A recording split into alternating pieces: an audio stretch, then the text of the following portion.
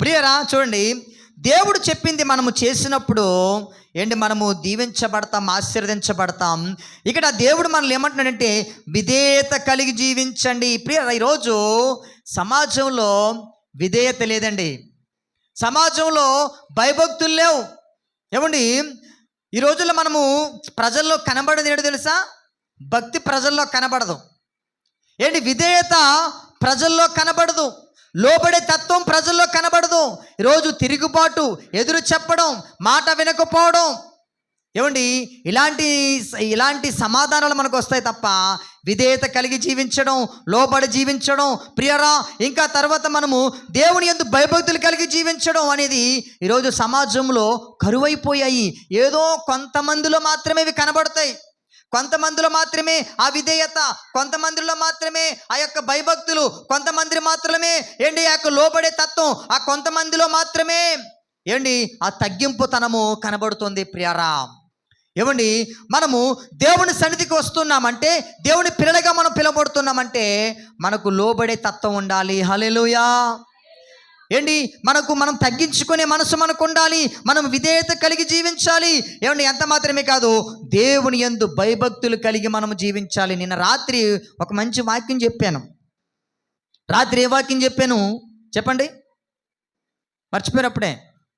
ఓపిక, సహనం కలిగి ఉండాలి అని రాత్రి చెప్పడం జరిగింది. ప్రియరా, మనము ఓపికతో, సహనంతో ఉండాలి, విధేయత కలిగి ఉండాలి.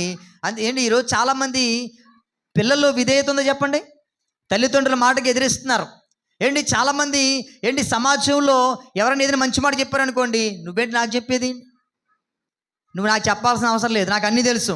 ఈరోజు ఎదురు తిరుగుతున్నారు, తిరుగుబాటు చేస్తున్నారు. లోబడే తత్వం లేదు. ప్రియరా, నేనంటాను, విధేయత కలిగి నువ్వు జీవిస్తే మత్తయి సువార్త 5వ అధ్యాయం చదవండి ఒక్కసారి.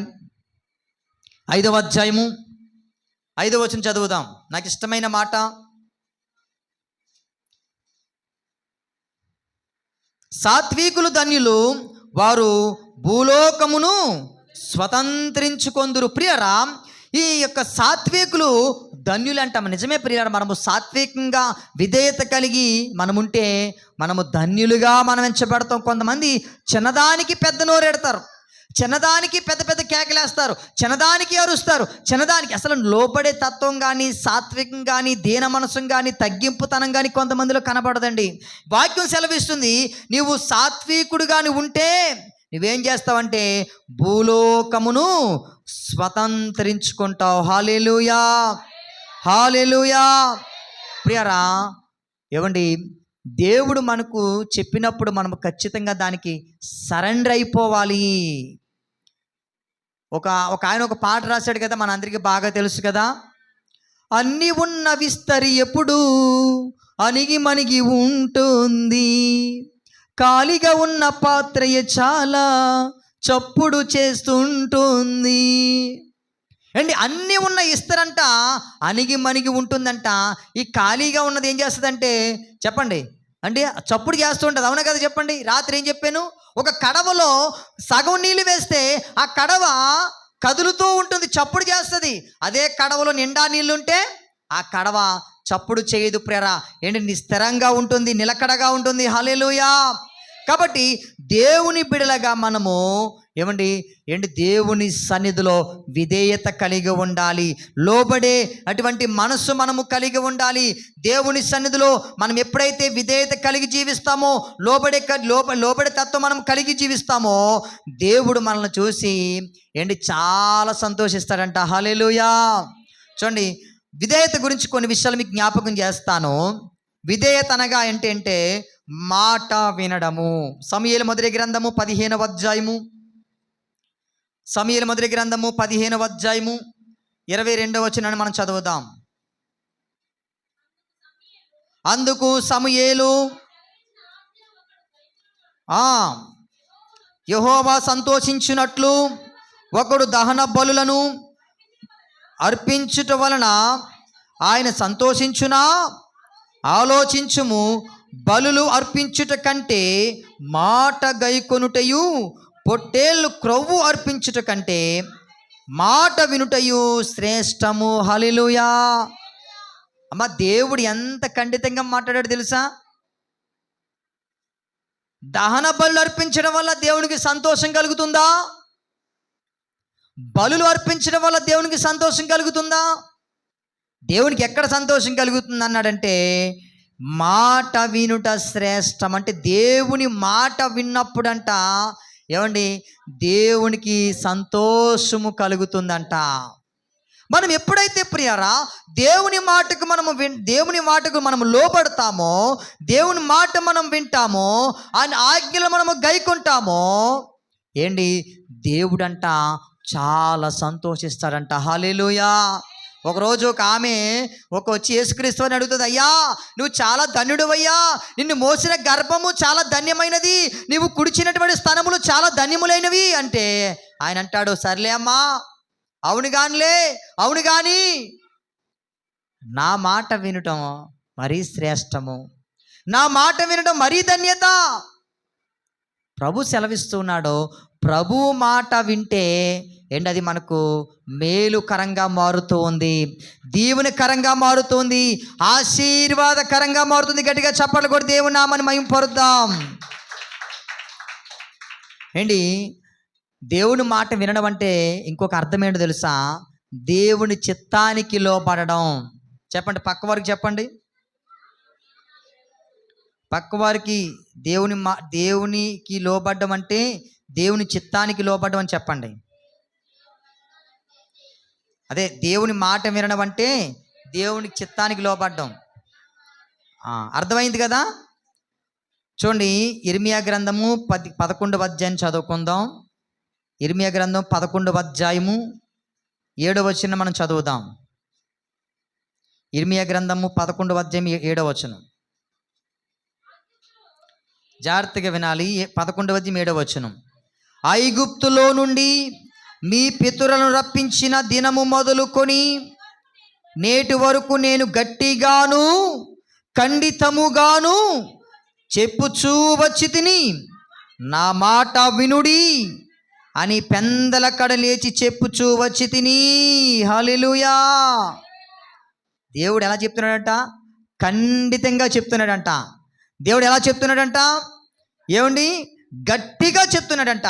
కొన్నిసార్లు దేవుడు మనల్ని ఖండిస్తాడండి, కొన్నిసార్లు దేవుడు మనల్ని హెచ్చరిస్తాడు, కొన్నిసార్లు దేవుని మాట మనకు బాధను కలిగిస్తుంది.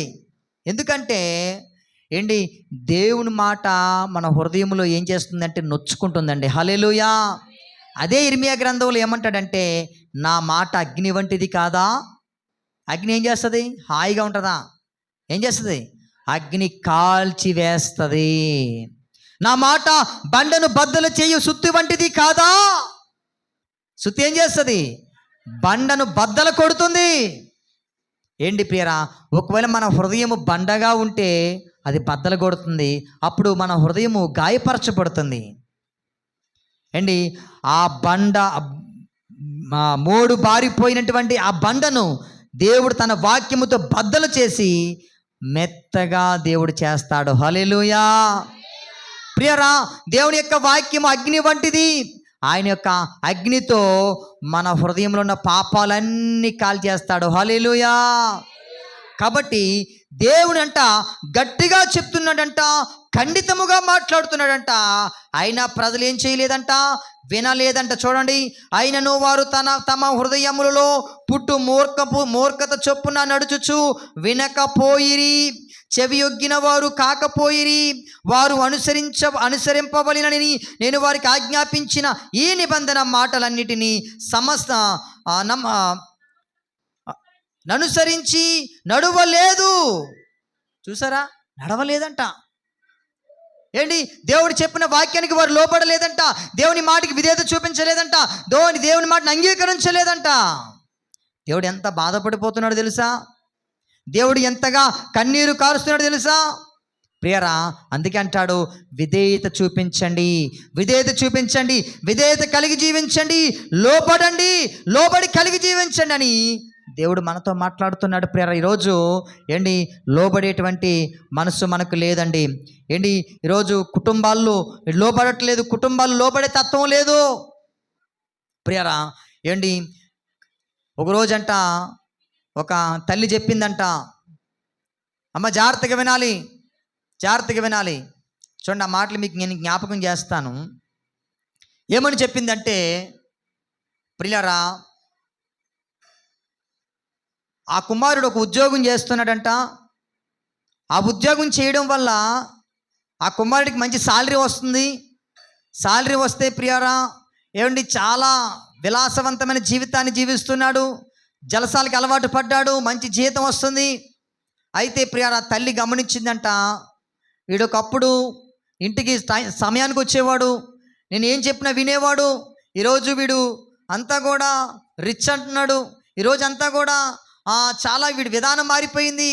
అయ్య బాబు ఎక్కడికి దారి తీస్తుందో, నా కొడుకు ఏమైపోతాడో, ఫ్రెండ్స్ అంటున్నాడు, జలసాలు అంటున్నాడు, ఏంటి ఆ కారులో తిరుగుతున్నాడు అని ఆ తల్లి జ్ఞానం కలిగిన తల్లి గనుక, ఆ భక్తి కలిగిన తల్లి గనుక, నా కుమారుడు ఏమైపోతాడో, నా కుమారుడు జీవితంలో మార్పులు వచ్చాయేంటి అని ఏమండి ఏం చెప్పిందంట, నాయనా బాబు ఆ ఉద్యోగం మానేరా, ఆ ఉద్యోగం మానేరా.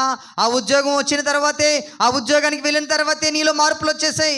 నువ్వు మన బంధువుల్ని పట్టించుకోవట్లేదు, మన కుటుంబాన్ని పట్టించుకోవట్లేదు, ఇంట్లో ఉన్నవారిని పట్టించుకోవట్లేదు, జలసాలకు అలవాటు పడ్డావు, విలాసవంతమైన జీవితానికి అలవాటు పడ్డావు. నీ జీవితం అంతా కూడా మారిపోయిందిరా. మనది మనది మనది ఈ జీవితం కాదురా మనది. ఏంటి ప్రియ, అందరినీ చులకనగా చూడడం ప్రారంభించేవాడంట, అందరిని హీనంగా చూడడం ప్రారంభించేవాడంట. ఆ కుటుంబంలో ఎవరితోనూ మాట్లాడేవాడు కాదంట, ఆ రక్త సంబంధికులతో ఎవరితోనూ మాట్లాడేవాడు కాదంట. ఎందుకు? లక్షల రూపాయల జీతం, ఎవరితో పని లేదు, ఎవరితో నాకు సంబంధం లేదు అని. ఏంటి ప్రియరా, ఆ కుమారుడు జీవితం అంతా కూడా తారుమారైపోయిందంట. చాలాసార్లు తల్లి చెప్పిందంట, మారలేదంట, ఉద్యోగం మానలేదంట.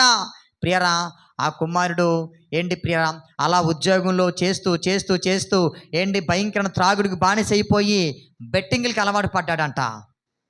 బెట్టింగ్లకి అలవాటు పడి ఏంటి ప్రియారా స్థలాలు కొనడం, స్థలాలు అమ్మడం, బెట్టింగ్లు కట్టడం, బెట్టింగ్లు ఇలా మొత్తం ఆ కుమారుడు చాలా ఒక హై స్థాయికి వెళ్ళిపోయాడంట. అలా కొన్ని రోజుల తర్వాత ప్రియారా తనతో ఉన్న స్నేహితులే ఆ కుమారుడిని మోసం చేశారంట. ఆఖరికి వారు ఉంటున్నటువంటి ఇల్లును కూడా అమ్మేసుకునే పరిస్థితి వచ్చేసిందంట. చూసారు ఎంత బాధాకరమైన విషయం. తల్లి చాలాసార్లు చెప్పింది, మొత్తుకుంది, ఒరే బాబు ఆ ఉద్యోగం వద్దురా, ఆ ఉద్యోగం వెళ్ళిన దగ్గర నుంచి నీ జీవితం మారిపోయింది, అది మనది, ఆ జీవితం కాదు మనది అని చాలాసార్లు చెప్పింది కానీ ఆ తల్లి మాట ఆ కుమారుడు వినలేదు.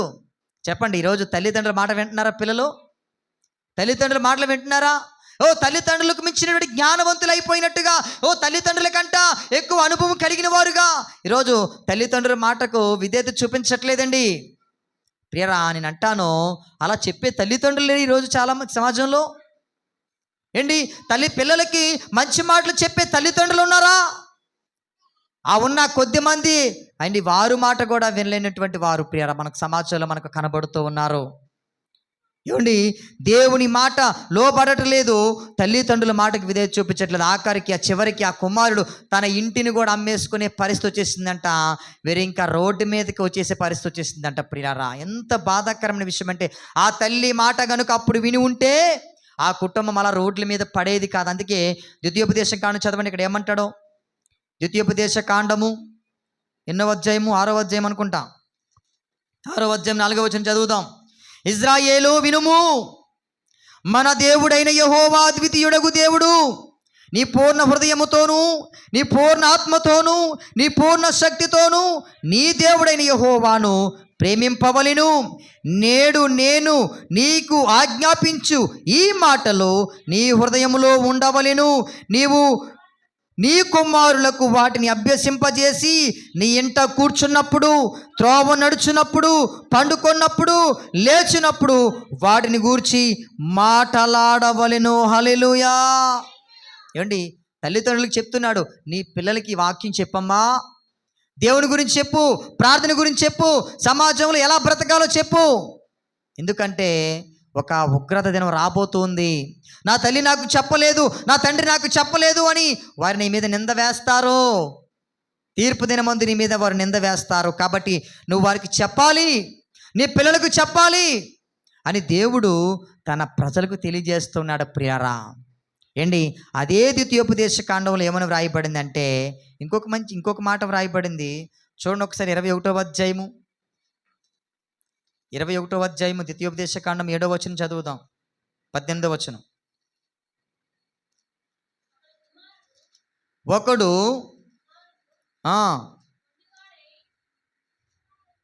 మొండివాడై తిరుగుబడి తండ్రి మాట గాని తల్లి మాట గాని వినకపోయుండి వారు అతని శిక్షించి తరువాతయును అతడు వారికి విధేయుడు కాకపోయిన ఎడల అతని తల్లిదండ్రులు అతని పట్టుకొని ఊరి గవని యొద్ద కూర్చుండి పెద్దల యొద్దకు అతని తీసుకుని వచ్చి, నా కుమారుడైన వీడు మొండివాడై తిరుగుబడి ఉన్నాడు, మా మాట వినక తిండిబోతును త్రాగుబోతును ఆయనని ఊరి పెద్దలలో చెప్పవలెను. అప్పుడు ఊరి ప్రజలందరూ రాళ్లతో అతన్ని చావగొట్టవలెను. చూసారండి పరిస్థితి ఎంతలా మారిపోయిందో.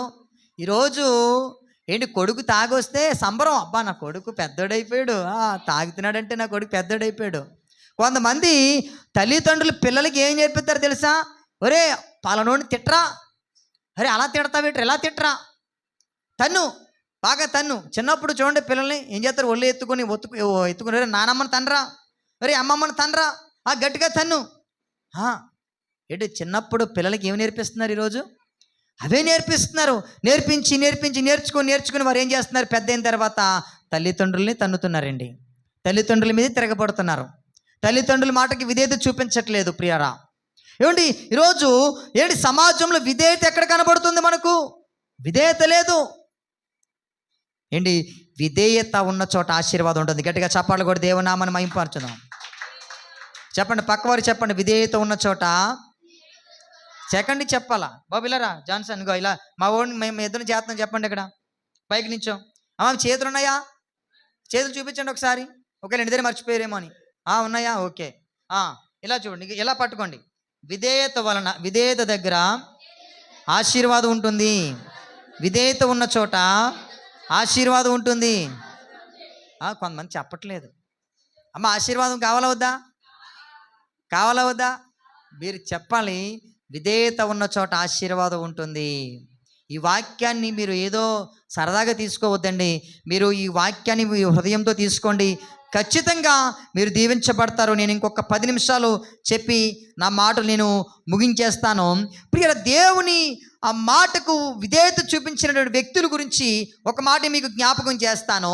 అబ్రహాము గారు 12వ అధ్యాయంలో ఆదికాండంలో కొన్ని వ్రాయబడుతుంది. అబ్రహాం గారు దేవుడు చెప్పిన వెంటనే అబ్రహాం ఏం చేశాడు? తన తండ్రి ఇంటిని, తన దేశమును, తన ప్రజలను అందరిని విడిచిపెట్టి దేవుడు చూపించే స్థలానికి వెళ్ళిపోయాడు. అబ్రహామా, ఇదిగో నీ కుమారుని నాకు బలిగా అర్పించంటే, ఎవరైనా కుమారుని బలిగా అర్పిస్తారా? బలిగా వద్దు, కానీ దేవుని సన్నిధిలో మోకరించి ప్రార్థన చేయని చెప్పండి చాలు.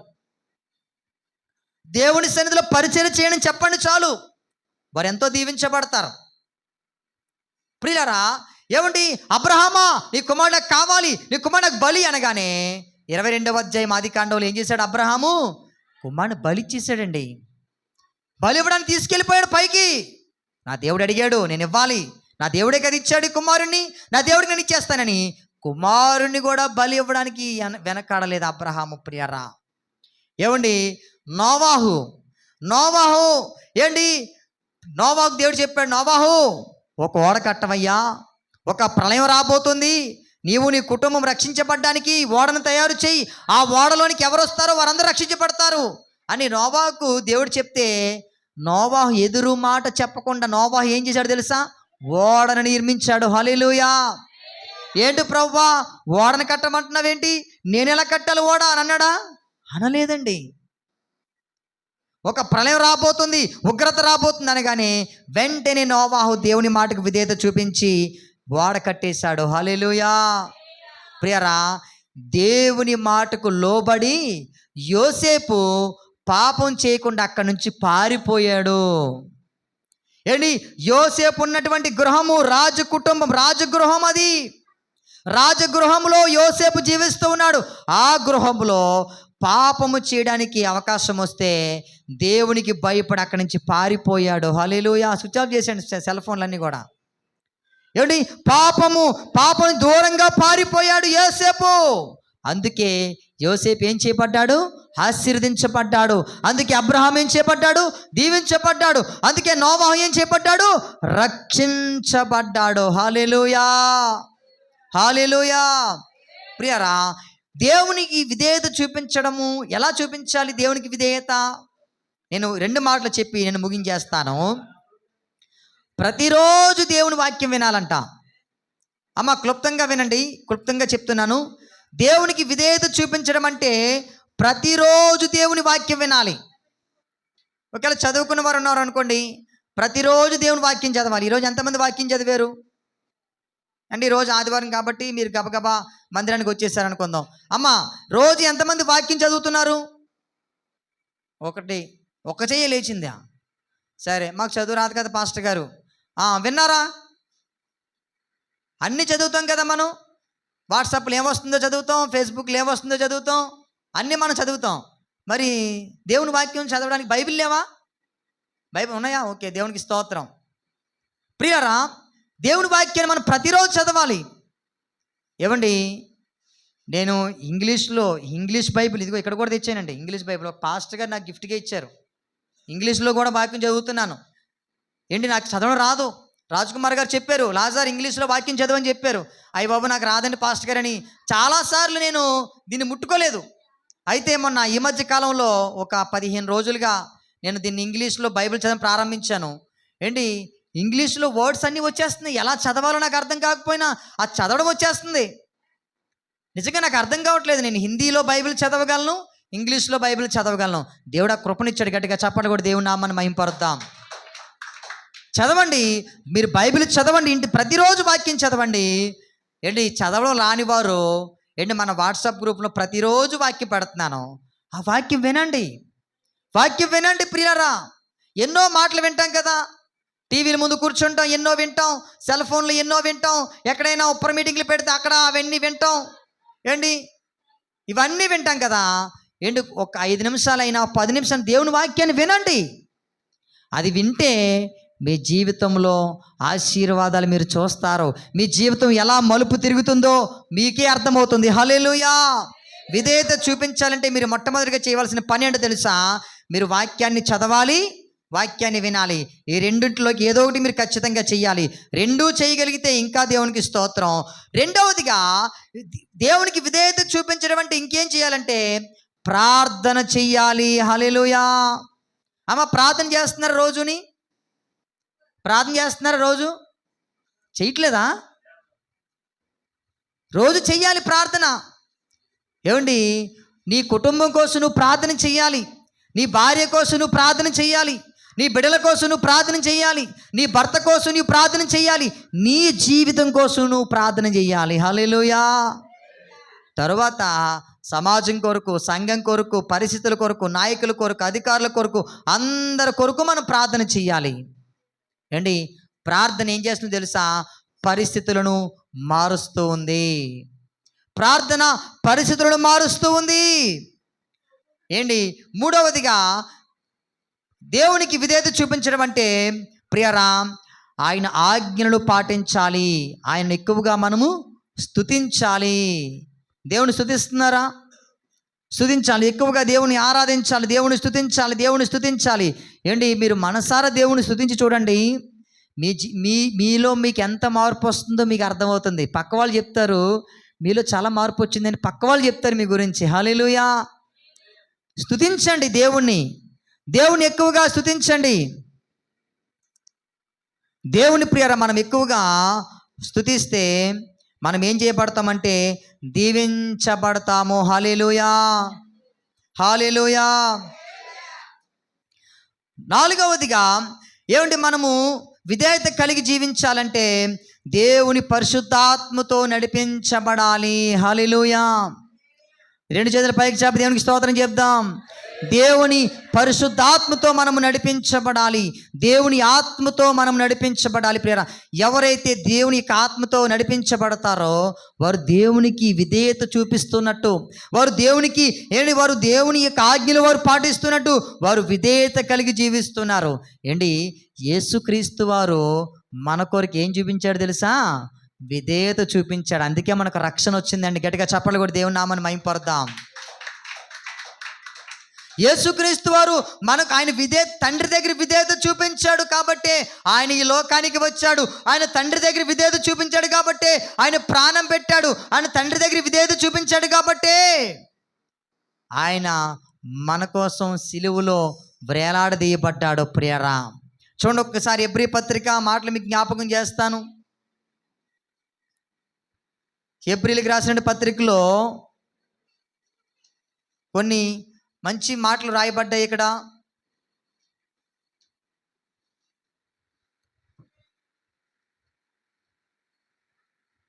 ఎబ్రీ పత్రిక 5వ అధ్యాయం అనుకుంటాను. చూడండి, ఎన్నో వచనం? 9వ వచనం చదువుదాం. మరియు ఆయన సంపూర్ణ సిద్ధి పొందినవాడై మెల్కీసెదెకు యొక్క క్రమములో చేరిన ప్రధాన యాజకుడని దేవుని చేత పిలువబడి తనకు విధేయులైన వారందరికీ నిత్య రక్షణకు కారకుడాయను. హల్లెలూయా. మొదట ఆయన విధేయత కలిగి జీవించాడు కాబట్టి, విధేయత కలిగి ఉన్నాడు కాబట్టి ప్రియరా, ఆయన ఏం చేయాలి తెలుసా? విధేయత చూపించిన వారందరికీ ఆయన కారకుడుగా ఉన్నాడు. హల్లెలూయా. విధేయత ఈ ప్రభువారు మనకు విధేయత కలిగి జీవించాడు. యెషయా గ్రంథం చూడండి 53వ అధ్యాయము. యెషయా గ్రంథం 53వ అధ్యాయం చదువుదాం.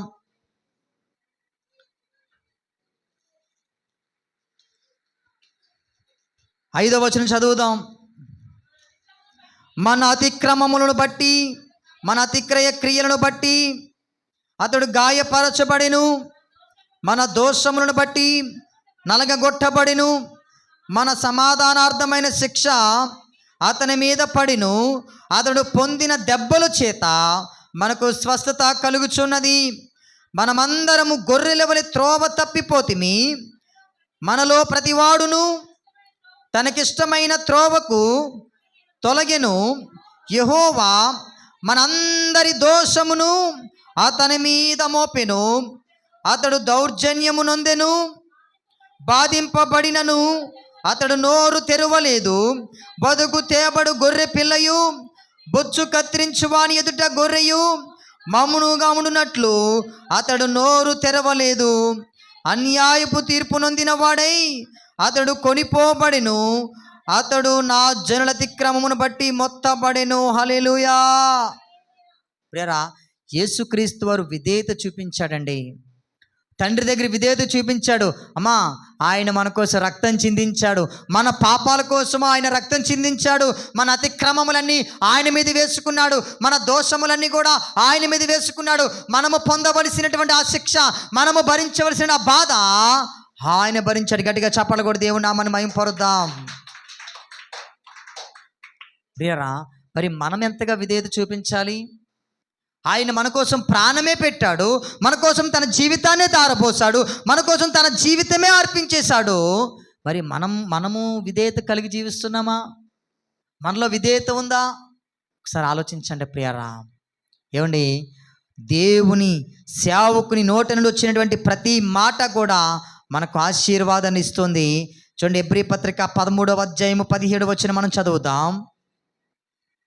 మీ పైని నాయకులుగా ఉన్నవారు లెక్క ఒప్పచెప్పవలసిన వారి వలె మీ ఆత్మలను కాయుచున్నారు. వారు దుఃఖముతో ఆ పని చేసిన ఎడల మీకు నిష్ప్రయోజనము గనుక దుఃఖముతో కాక ఆనందముతో చేయనట్లు వారు వారి మాట విని వారికి లోబడి ఉండుడి. సేవకులంట దుఃఖంతో సేవ చేయకూడదంట. దుఃఖంతో వారు ఉంటేనంట సంఘానికి ప్రయోజనం ఉండదంట. వారు మాట విని వారికి లోబడి ఉండండి. ఈరోజు సేవకులు మాటకి లోబడుతున్నారా?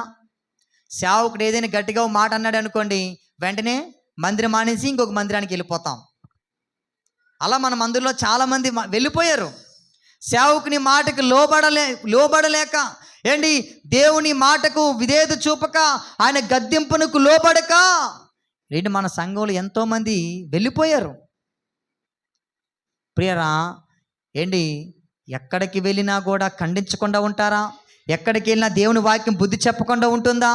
గట్టిగా మాట్లాడితే ఏ సంఘం కాకపోతే ఇంకో సంఘం అండి. పాస్టర్ గారు, సంఘాలు కొరువైపోయి దుమ్ములపేటలో పెరిగిపోతున్నాయి సంఘాలు.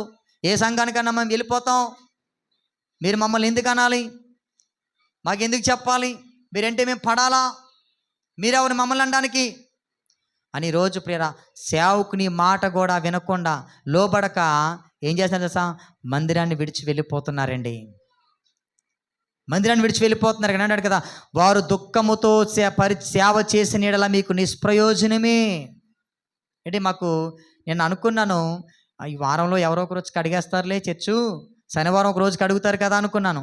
ఫస్ట్ నేను వచ్చి కడుక్కున్నాం. ఏం చేస్తాం, కొన్ని కళ్ళు అలా చూస్తున్నాయి మమ్మల్ని. యేసు రక్తమే జయం. హల్లెలూయా, హల్లెలూయా. ప్రియరా, దేవుని సన్నిధిలో మనం పరిచర్య చేసేవారిగా ఉంటే ఖచ్చితంగా మనల్ని ఆశీర్వదిస్తాడు. ఏంటి, దేవుని సన్నిధిలో మనం ఏం చేయాలి తెలుసా? విధేయత కలిగి ఉండాలి, లోపడాలి, విధేయత చూపించాలి. యేసయ్య విధేయత చూపించాడు కాబట్టే కదా ఏమండి ప్రియరా ఆయన మనకు రక్షణ వచ్చింది. అవునా కదా చెప్పండి? రక్షణ వచ్చింది. ఎఫెసీ పత్రిక మీరు చదవండి, 5వ అధ్యాయంలో కుటుంబములు కూడా విధేయత కలిగి ఉండాలి. ఏంటి, రోజు భార్య భర్తల మధ్య సమాధానం లేదు. ఏంటి, తల్లి పిల్లల మధ్య సమాధానం లేదు. కారణం ఏంటి తెలుసా? విధేయత లేకపోవడం. ఎఫెసీ పత్రిక 6వ అధ్యాయంలో ఏమంటాడు తెలుసా? మీ పిల్లలకు కోపము రేపక వారిని ప్రభు యొక్క శిక్షణలోను బోధలోను వారిని పెంచండి. మీరు మీ తల్లిదండ్రుల మాటకి విధేయత కలిగి ఉండండి. మీ తల్లి మాటకును తృణీకరించవద్దు, మీ తల్లి బోధను తృణీకరించవద్దని సామెతల గ్రంథం అంతా అదే కనబడుతుంది ప్రియారా. కాబట్టి ఏంటి, మనము విధేయత కలిగి జీవించాలి. విధేయత కలిగి ఉన్న తల్లిదండ్రుల మాటలు వినాలి. ఏంటి, తండ్రి మాట వినాలి, తండ్రి మాటకు లోబడాలి, తల్లి మాటకు లోబడాలి. ప్రియారా, భార్య భర్త మాటకు లోబడాలి, భర్త భార్య మాటను కూడా ఏం చేయాలి? వినాలి. హల్లెలూయా. వారు ఇరువురు కూడా ఒకరికొకరి మధ్య సమాధానం ఉన్నప్పుడు ఆ కుటుంబం దీవించబడుతుంది, ఆ కుటుంబం ఆశీర్వదించబడుతుంది. అందుకే ఎఫెసీ పత్రిక అంతా కూడా కుటుంబం గురించి వ్రాయబడింది, భార్య భర్తల యొక్క రిలేషన్ గురించి వ్రాయబడింది. హల్లెలూయా. ప్రియరా, యేసుక్రీస్తు వారు ఏంటి మన కొరకు ఆయన ప్రాణం పెట్టాడంటే కారణం ఏంటో తెలుసా? ఆయన విధేయత చూపించాడు, ఆయన విధేయత కలిగి ఉన్నాడు. అందరూ లేచి నిలబడదాం. దేవుని యొక్క ఆత్మ సహాయాన్ని మనం అడుగుదాం, పరిశుద్ధాత్మని అడుగుదాం. ప్రభువా, మీరు మాలో ఉండండి, మమ్మల్ని నడిపించండి. మీరు మాలో ఉంటే మేము దీవించబడతాం. మాకు ఎలాగా విధేయత కలిగి మేము జీవించాలో మీరే మాకు నేర్పించండి అని ప్రతి ఒక్కరు కూడా దేవుని సన్నిధిలో దేవుని అడుగుదాం. హల్లెలూయా, స్తోత్రం, స్తోత్రం. దేవుని ప్రతి ఒక్కరు కూడా దేవుణ్ణి అడగండి. ప్రభువా, మాకు